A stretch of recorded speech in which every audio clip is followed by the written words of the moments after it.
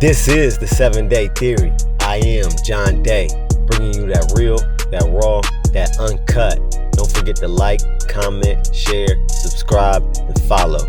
I'm not saying I'm going to rule the world or I'm going to change the world, but I guarantee that I will spark the brain that will change the world. Tuned into the 7-Day Theory.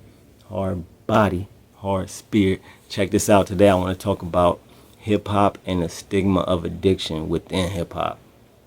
Specifically the era that I grew up in hip-hop. I grew up in the 90s and early 2000s. I'm an 80s baby. I'm 38. I was born in 86. So by the time I started listening to music, early 90s, middle 90s, and late 2000s was, early 2000s was the rap I was listening to. And in that era, it was all about personifying, rapping, talking about, glorifying drug dealing and making it seem like these rappers made it seem like they were the whether it was true or not, they tried to push that image that they were the biggest kingpin on their block, that they was pushing bricks. You listen to Jay-Z, T.I., Dipset, Young Jeezy, the whole Trap or Die Thug Motivation era was huge in my growing up. This was huge. And us as teens and young adults and young men listening to that, that's what we idolized and that's what we tried to be. Being seen as an addict and like how they described addicts in these raps as like fiends, junkies, bops. It was almost seen as less than human if you was an addict. It was almost like the worst thing you can be if you're in that lifestyle. Like you want to be the dealer, not the user. That's like the lowest form. You know what I mean? That's how it's looked at. And that's what these artists were pushing. I mean, that's the type of lyrics they were disrespecting and dehumanizing human beings with addiction. That's just the raps that they were rapping about, and that's how they conveyed their message in their music. Now today it's a lot different. Today it's more about killing, like with the drill music, and a lot more glorifying the usage of drugs. The most in my day that they was talking about was like weed, alcohol, and ecstasy. Today they talking about using pills, heroin, you name it. They talking about it. But growing up, we were trying to imitate what we were listening to and trying to sell drugs and trying to and not also just, it wasn't just the rappers. It was also local guys in the community that the coolest guy and the coolest guy with the best car, with the flyest chick, was the drug dealers. They had the best clothes on. They had all the money. They was flashy, most of them or some of them. And so we're listening to this music, but we're also seeing it live in real time. So we're listening to Jay-Z, and then we're seeing the local drug dealer doing and being and dressing like and looking like the guys that we seen on TV. So our young minds put together, well, okay, yeah, well, if I want to be successful and rich and have all the nice cars and the fine women, that's what I got to do. You know, our brains wasn't developed at that time. Obviously, your brain ain't developed till you 25. So all this stuff you taking in, your brain is not even equipped to handle it and process it in the right way as a regular human, because your brain is not even developed yet, and our brains wasn't. But now when I started going to rehab and detoxes when I was in my 20s. Like I said, I'm 38. When I first started going to rehabs, it was probably like maybe it'd be like 98% white people. I'd be like one of the only black. It'd be like me and another black person in there, or two other black people. Now I just went to rehab not that long ago, outpatient, and in my group that I'm in right now, like half of us are black.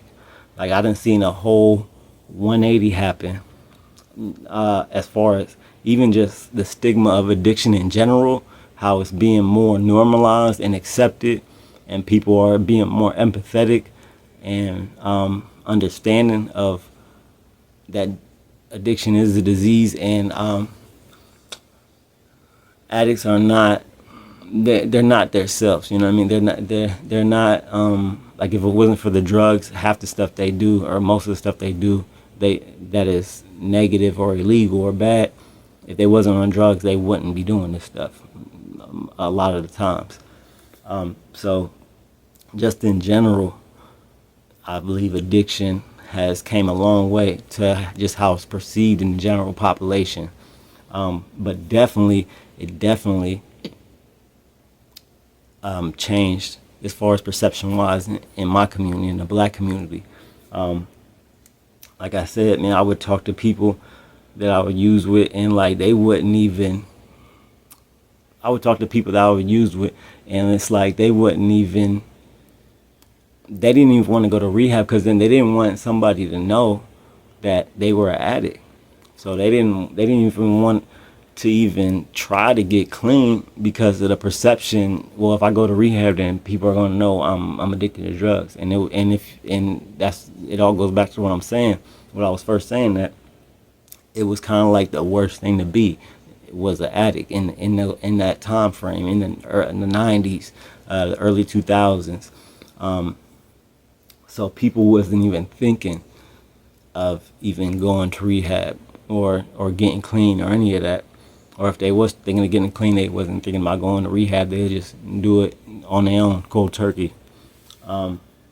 So yeah, so I've been in and out of rehabs since my 20s, and I'm 38 right now. Excuse me.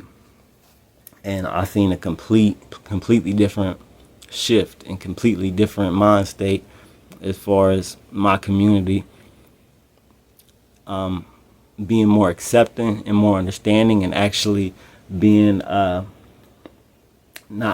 it's not being like behind closed doors anymore. Like, more people are more willing to go to rehab and get help, and not worried about the stigma of if somebody finds out I'm an addict, I'm gonna be so embarrassed, because of the stigma is so degrading that they don't even want. They're trying to hide it from everybody, you know. And just in general, addiction has came a long way.